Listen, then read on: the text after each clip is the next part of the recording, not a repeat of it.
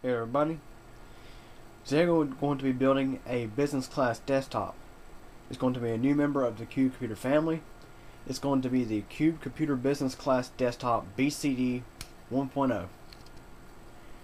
Here is the quote for this computer. It is being built for Huntersville Concrete Construction. Anytime you go to build a system, it's good to have some sort of layout of a base setup. And in this particular setup we have a Cube Computer supplied mini ATX case, recertified power supply, which is only a few years old. It's barely been used. Selling it for $10 in this build, including a fax modem. And for base we have an Athlon 2 dual core 245 Rieger CPU, 2.9 GHz. But in this system, the build the owner opted to have a Athlon 2 quad-core 640 3 GHz CPU installed in this system. It's going to have a micro ATX Foxconn A74 ML-K 3.0 revision AM3 motherboard and 4 GB of G.Skill DDR3 SD-RAM memory. It's going to have a Western Digital Caviar Grain 500 GB hard drive, which is one of the better performance drives. Has 32 megabytes of cache in it. It's going to have a C/DV burner. It's going to have Windows 7 Home Premium, which the owner of the system decided to get the family pack since it's around holiday season to have Windows 7 installed on 2 other computers in the home. And the total cost of the Newegg items for this system was around $404, plus some memory for a different computer, which was $31.99, and the total price was about $444. So this is basically subtracting the $30 from this. This system costs around, I would say, $410 to $420. Not too bad for a quad-core business machine. Here's the parts that just arrived for the computer. This here is memory for a different computer in the home. So the rest of the stuff you see here is parts for the new business computer. The power supply has already been installed along with the new hard drive because the hard drive comes in a separate order. Here's our Foxconn mainboard, our family pack of Windows 7, our AMD CPU, DVD burner, 4 GB of DDR3 memory,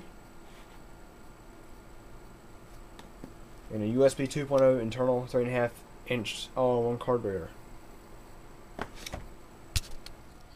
Here's a look inside the chassis, and here is our hard drive. Here's our power supply. I'm going to touch on a few things to note about choosing a power supply for a computer.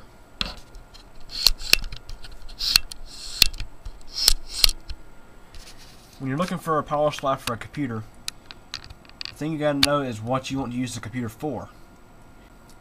This power supply is a Delta Electronics 300 watt power supply. Like I say, it's barely been used. It's in really good condition. I've already tested it myself. It works very well. Max output power is 300 watts. It has 19 amps to the 12 volt rail. 5 volt rail has 25 amps. And our 3.3 has 18 amps. 5 volt standby is 2 amps. So this is a decent power supply for this kind of setup. Unlike how a lot of OEMs nowadays, like HP, include like 250 watt power supplies.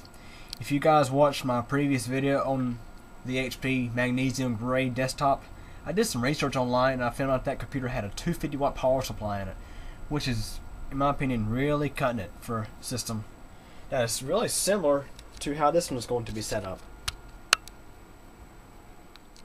Also, in choosing a power supply, you need to make sure you have one that is 24 pin for your motherboard if it supports the 24 pin, and to have one that has the adequate amount of connections for your system, and at least 2 SATA connections for our hard drive and our DVD drive. And we have also 1, 2, 3, 4, 5 multi connections on this power supply, along with 1 floppy disk connection. Next thing I'm going to do is go ahead and install the front panel drives, such as the card reader and the optical drive. Installing front panel drives in this case is a simple operation.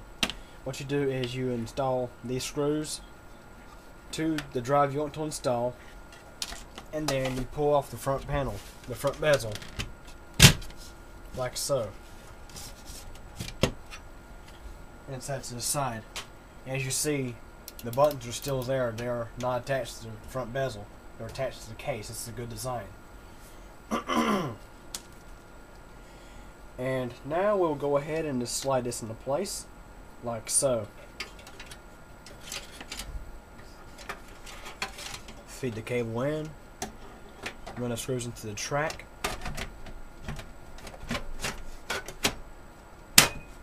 The drive is now installed. I'll be doing the same for the optical drive. Now I'll go ahead and install the optical drive.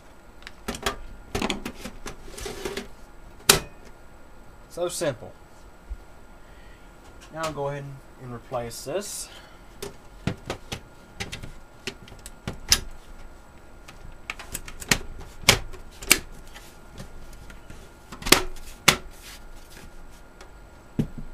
All done. Now we'll go ahead and move on to preparing the motherboard for installation. What I mean by preparing the main board is to get the main board out and install our CPU and our memory. So first we'll go ahead and unbox our motherboard.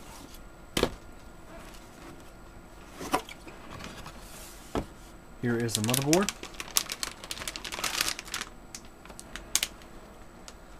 Not bad looking main board.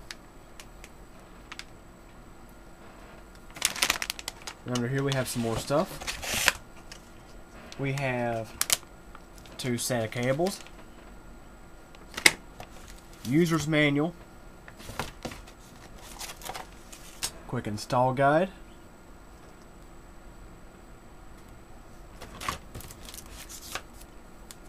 driver CD and software, and last but not least the I/O shield plate for the case. It's quite common nowadays to see motherboards no longer include serial ports or parallel ports on the I/O shield plate. Here is our video in terms of EGA and DVI. Anytime you're working with sensitive electronic equipment, it's important to understand the procedures for electrostatic discharge.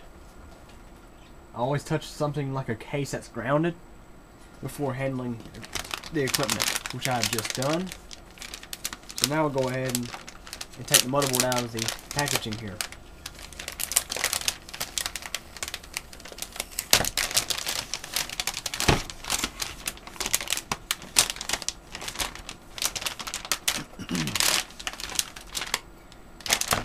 Now we'll set the main board on top of the ESD packaging. Next we'll go ahead and unpack our CPU because it's next to go installed. This is a socket AM3 motherboard, and we have a socket AM3 CPU. This is the Athlon 2640. Now I'll go ahead and unbox our CPU. I'm going to cut the seal here.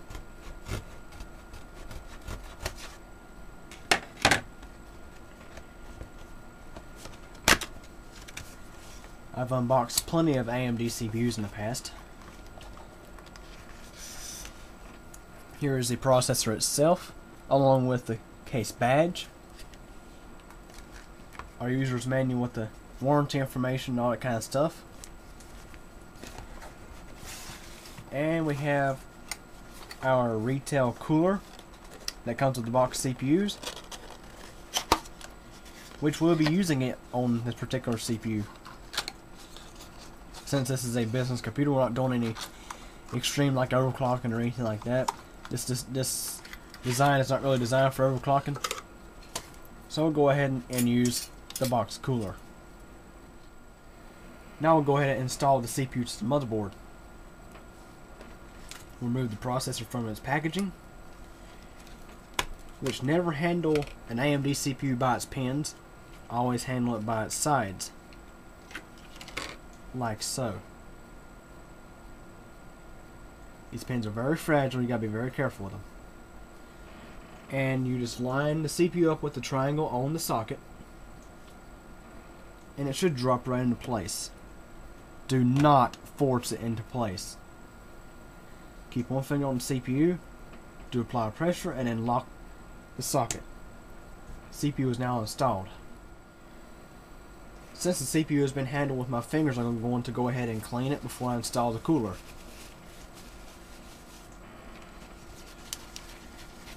This will help ensure that it gets good contact between the CPU itself and your heatsink. Get the CPU nice and clean.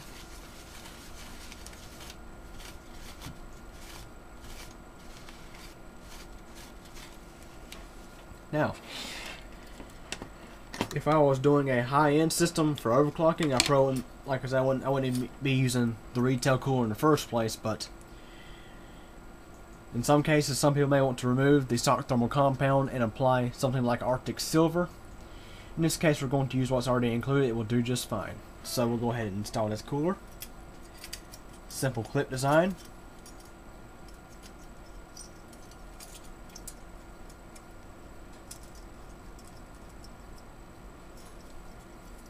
We'll just drop it down into place.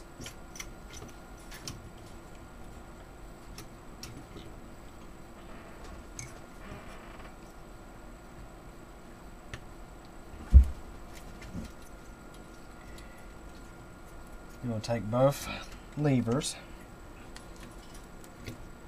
and we will lock them into place like so.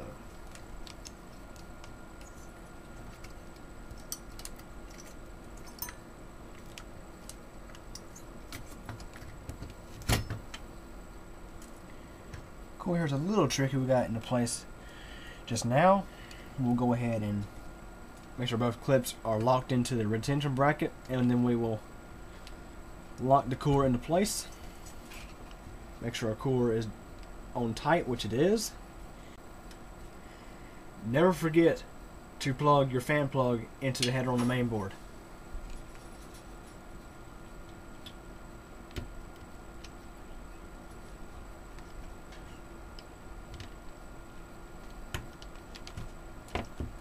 CPU is now installed. Now it's time to go ahead and install the memory. I have to say, installing memory or upgrading the memory on a computer system has got to be one of the most simple operations you can do on your system to improve its performance. Even average Joes can do this. I mean, it's really simple. You just take the modules, line them up like so, into the retention brackets on the motherboard. You press down.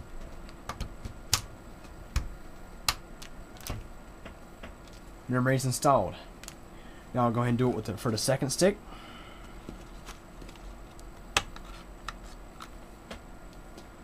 Like I say, it's a very simple operation.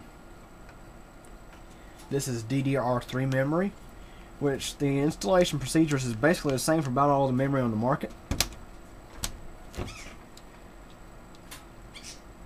Memory is now installed. Before we install the motherboard, we need to go ahead and prepare the case. First thing to do is make sure all the standoffs are in place for the motherboard, which they already are. So this is the micro ATX case. Our next step would be to go ahead and install the I/O shield plate, which is in this package.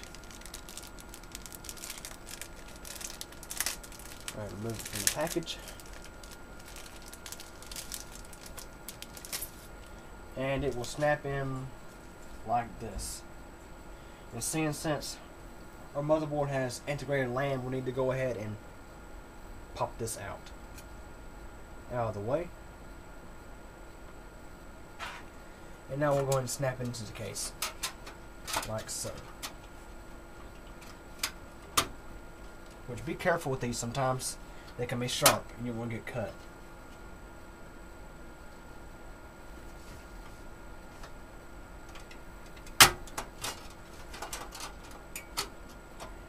Bear with me.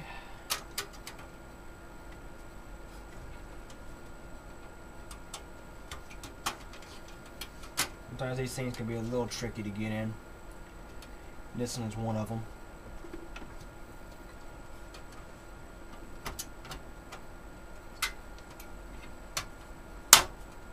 There it goes. Do this. Sometimes the screwdriver, back of the screwdriver can help get it in. Got one more corner down here.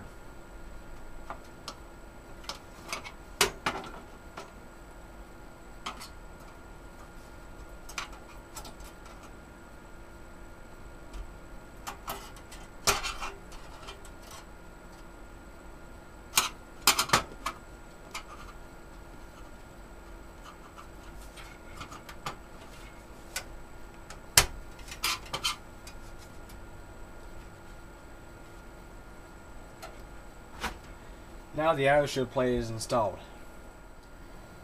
Now I'll go ahead and set the motherboard into place. Be very careful when you do this.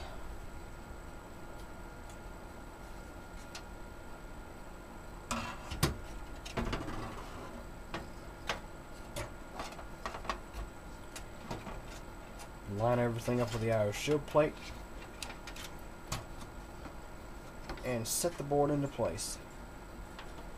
Sometimes the I/O shield plate can make it a little bit difficult to get the board to stay on the screw holes. So what you would do is go ahead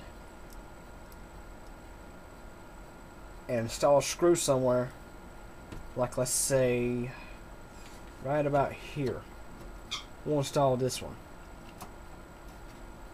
Go ahead and start screwing it in, but don't tighten it all the way. Do the same for another screw.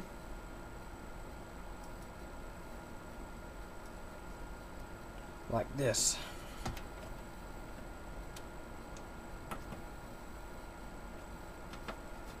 Go ahead and get it started in, but don't tighten it out of the way.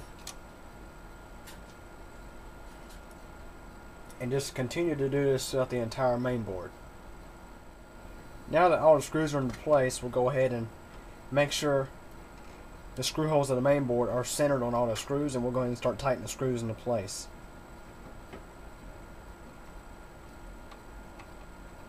Now we can tighten them up, but don't over tighten. That's an important thing to consider. Be nice to your main board, don't over tighten the screws.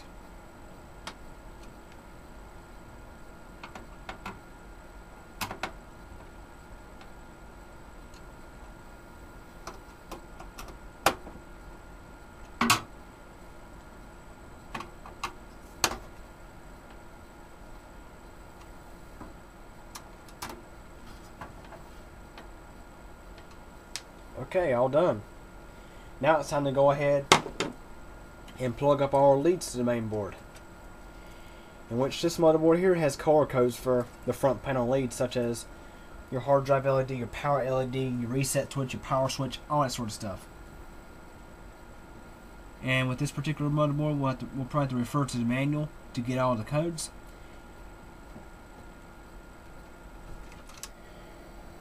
Here's the information in the user's manual on how to hook up the components to the front panel switch, your buttons and your LEDs.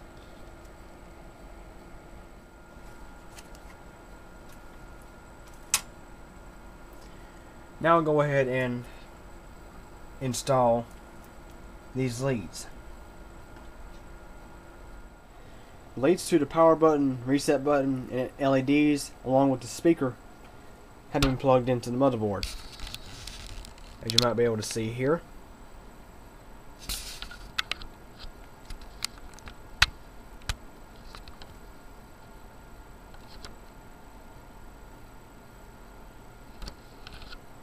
Now go ahead and plug up the power connections along with our USB connections.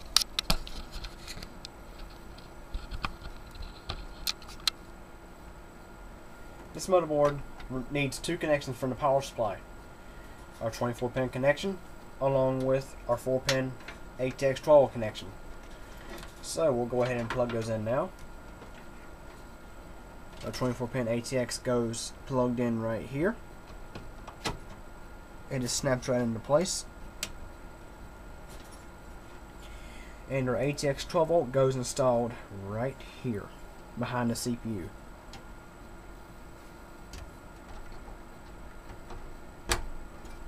Power connections are now installed. We'll go ahead and install our USB plugs, which this motherboard has 3 USB headers.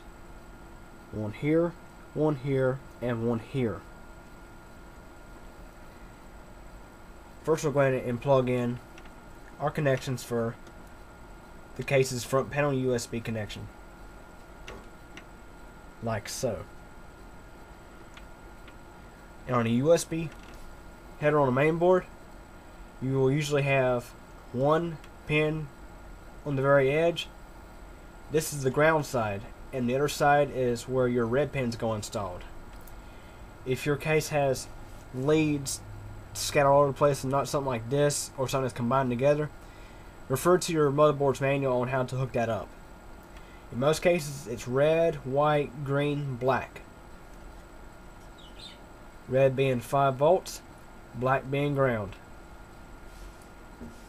So we'll go ahead and plug those in now.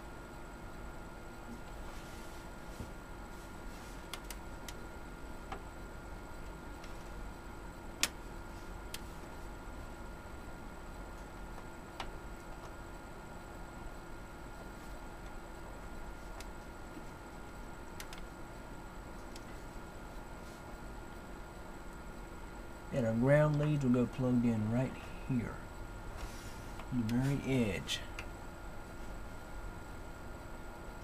Go ahead and give you a closer look here.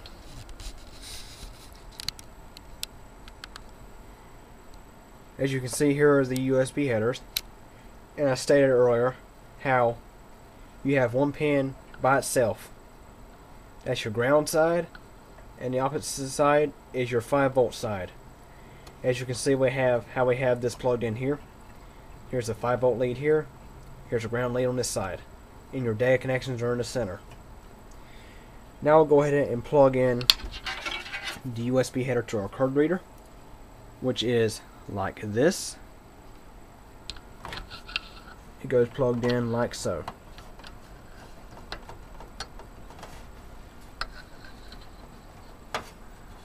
Our card reader is now plugged in. A lot of cases on the market nowadays have connections for the front panel audio. However, this case does not. If this case had front panel audio connections, they will go installed right here. Now we'll go ahead and plug up our SATA devices. We have a SATA hard drive and a SATA DVD burner. First we'll go ahead and make the appropriate power connections. So now we'll go ahead and plug in the power supply connections to our hard drive, like so. This power supply has locking connectors too, is pretty nice. And we'll make the other connection to our DVD drive. Here's a close-up of the SATA power connection. We'll go ahead and plug it in now. Now we'll go ahead and make the appropriate cable connections to our main board. We'll go ahead and plug these cables in like so.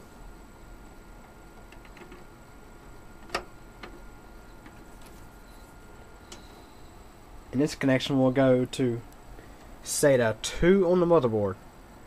You might be able to see where it says SATA 2. This is where we'll plug this cable in. Right here.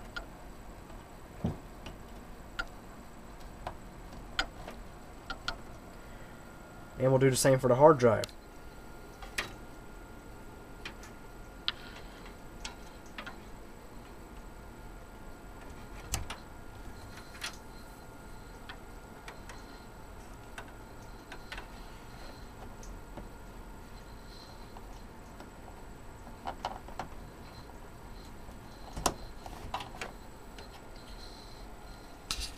Our SATA devices are now installed.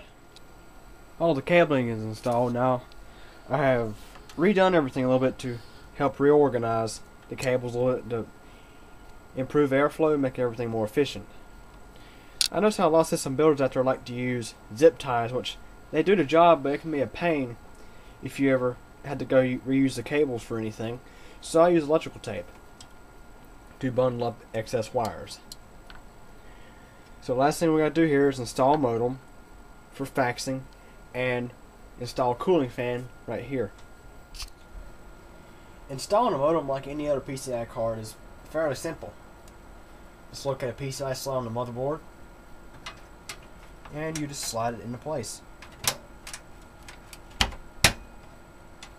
And you'll install a screw here to fasten it.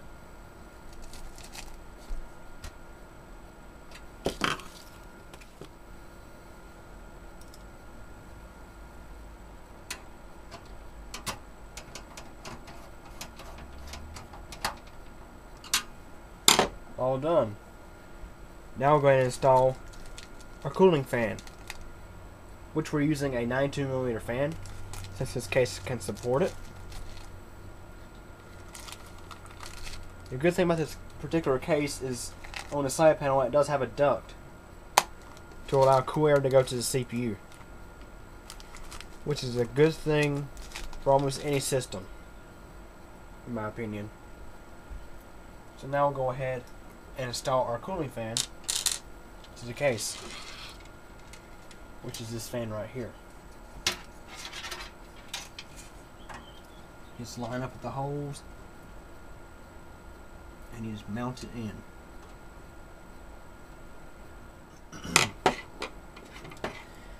Now let's plug the fan into an available header on the main board.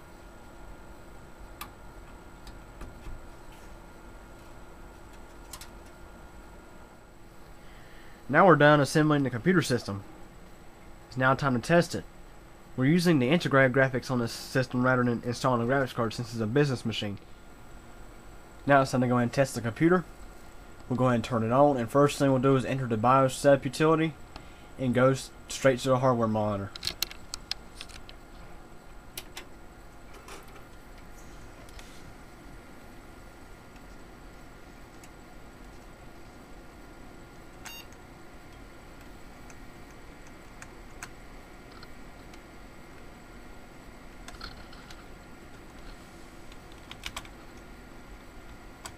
Some PC health status on this particular board.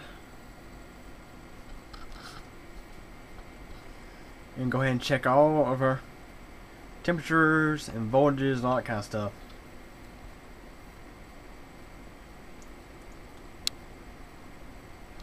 And apparently this is another one of those motherboards out there with this particular BIOS. My old ECS Enforce 9M-A had the same issue for the CPU temperature. It will not read anything below 40 degrees C. However, if the temperature does end up going above 40 degrees C, it will correspond then. It will actually go above 40. But it never goes below 40. This is kind of funny. Everything looks good to go. Go ahead and check everything is properly configured in the BIOS, like our date and time, which is not. So we have to go ahead and set everything the way it should be. I'll go ahead and pan back out a little bit so you can get a better view of the screen.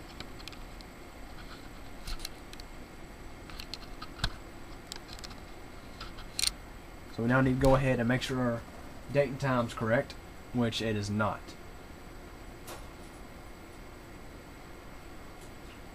It is December 16th, 2010, so we need to go ahead and make some changes here. The time is 3:48 p.m. so in correspondence to this, it is 15:48.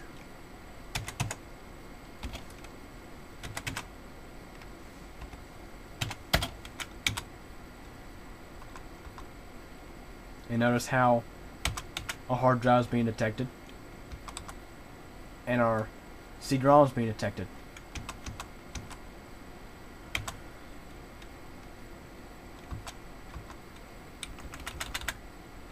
And of course, down here we'll look down a little bit. It tells us about our CPU, which is the Athlon 2 quad-core 640, and our memory size, which is 4 gigabytes of memory. Going to the advanced BIOS.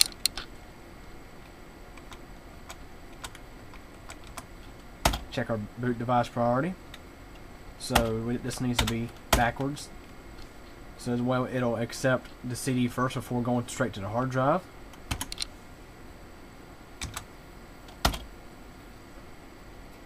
And make sure our hard drive is number 1 here in the priority in the hard disk drives. The rest of these are the card readers. They are also known as hard drives in the BIOS, like a USB device. You can boot straight from that if you wanted to. And of course our CD-DVD drive.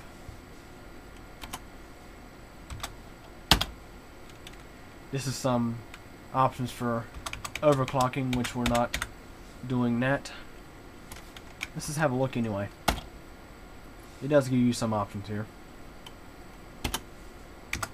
if you were to overclock this. Some people said that these motherboards weren't good for overclocking, but this one may actually be okay. I don't know. I'm not really familiar with this board. We're just going through and setting everything up. Advanced chipset features. It has decent configuration for your memory timings and all that stuff. Internal graphics mode is enabled. Integrated peripherals. And this motherboard can do RAID and AHCI.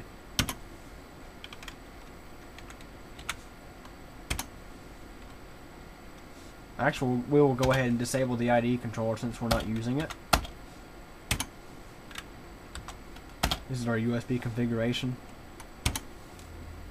Super I/O.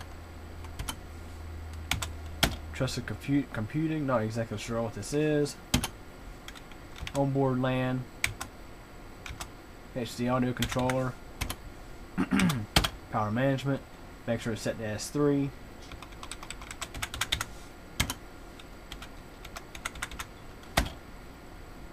And of course, here's the security settings in the BIOS, and of course, back to our PC halt status. So our CPU is under 40 degrees Celsius right now, or at 40 degrees Celsius. We can now go ahead and install the side panel. This computer is ready to go.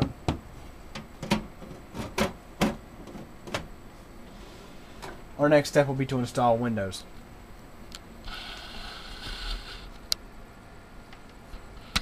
And here's the system with the side panel installed.